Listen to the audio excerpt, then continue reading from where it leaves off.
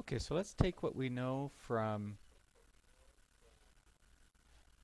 doing a more complex um, motion and create what we call a simple walking cycle. A simple walking cycle is where we get the illusion of motion, but we don't see the legs moving. Moving legs is very complex, but we can still get that motion by observing the way that people move. Now, when people move from one location to another, their head doesn't stay in one position. We've got this cadence where we move up and down because as we extend our legs out, that shortens our height, and then as our leg hits the ground, we straighten back up again and then kick out our next leg to move forward.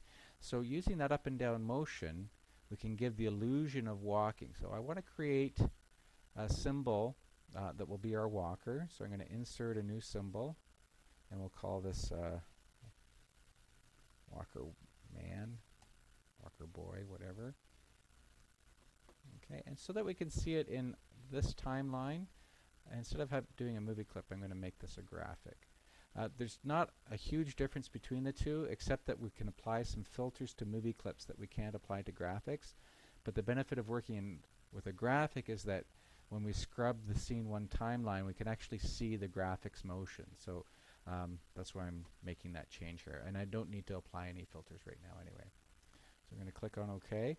So now we're in the walker symbol with its own timeline, and I'm just going to draw a little character that's in profile view. So, you know, I don't have my tablet here or anything, so this will be maybe a little bit rough, but we'll just do kind of like the nose, and we'll give them some big intense eyes.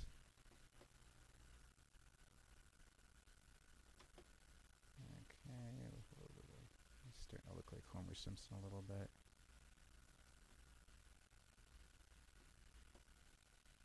Okay, a little bit of a shoulder,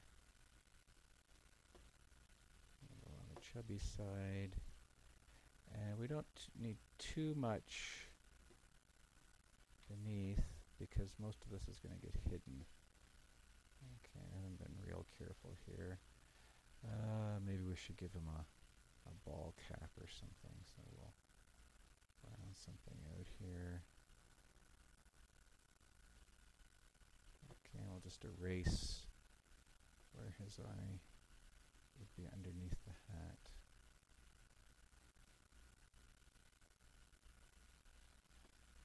Okay, and we'll just clean up our lines a little bit before we do some filling. Now we want to have all the colorization done before we repeat this guy. Okay, so we'll give him some colors here. So we'll give him a blue hat. So I'm choosing blue for my fill color bucket and fill that in.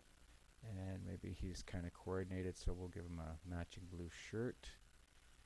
And then we'll choose a skin color. So we'll go with like the Simpsons kind of yellow for his facial skin color. And let's see here, for the brim of his hat, maybe we'll just go for the lighter blue. And you can see in here that we've got a little bit of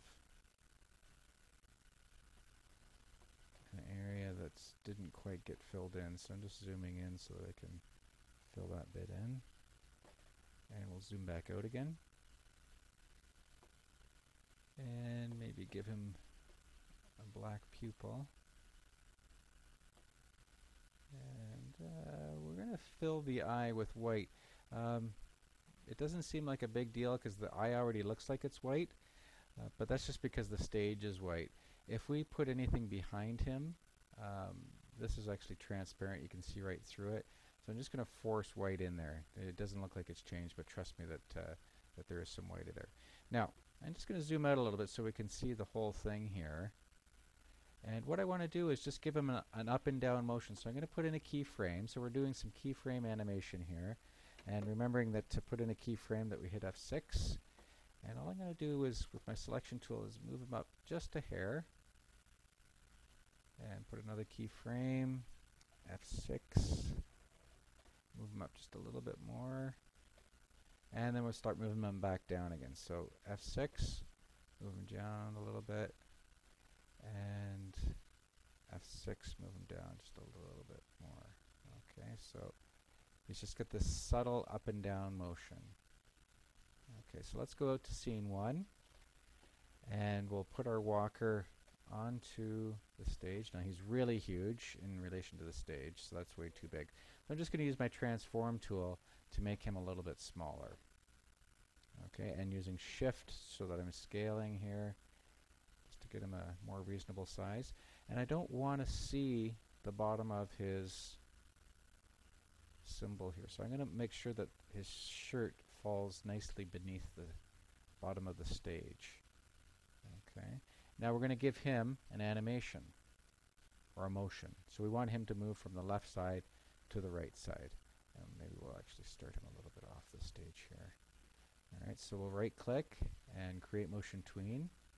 And we'll say that this is going to take a little bit longer than 15 frames. So I'm going to click and hold that default 15 and maybe say that's going to take 30 frames to get across the stage. And at that end location, I want him to be over here. Okay, so if I scrub that, he moves across the stage. Okay, and you can see there he's got that gentle up and down motion. So his motion, remember, was to move up and down. On the main timeline, the motion is to move from left to right. So it's combining both of those motions. If I ever wanted to go in and make an adjustment on a symbol's motion, double clicking the symbol brings you into its timeline. Okay, so we can see the frame by frame now. Back out to scene 1. Now we're on the stage's timeline. Okay, so we'll do a command return to see what that looks like. Okay, and it's just looping, so it looks like he's walking in circles. Okay, and that's it. Very simple walking motion. So give that one a try, and then come on back and